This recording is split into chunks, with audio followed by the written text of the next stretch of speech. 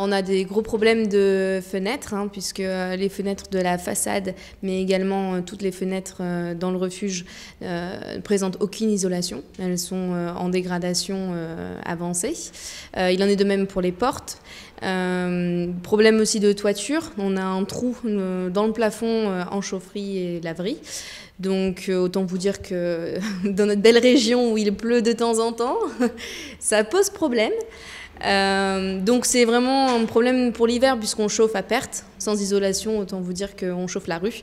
Et malheureusement, on n'arrive pas à maintenir les locaux assez chauds et sans humidité pour le bien-être des animaux.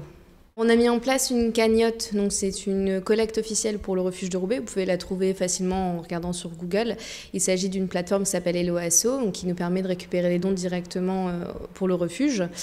Grâce à cette cagnotte, on aimerait récupérer, on va dire, 10 à 15 000 euros pour nous permettre de payer des nouvelles fenêtres, parce qu'elles sont très grandes et c'est très onéreux. Refaire donc toute l'isolation du bâtiment, ou en tout cas une bonne partie.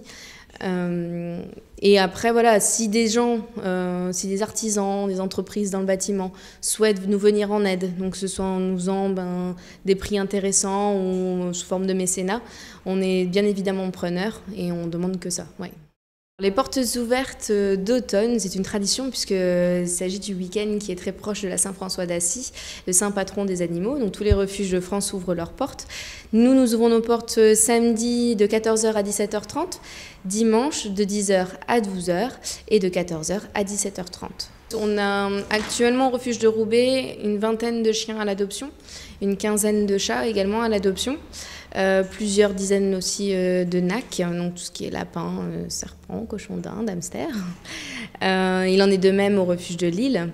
Et après ça, par contre, en fourrière, donc on a plusieurs dizaines de chats et de chiens qui attendent soit leur propriétaire, soit, s'ils ne se présentent jamais, de passer à l'adoption.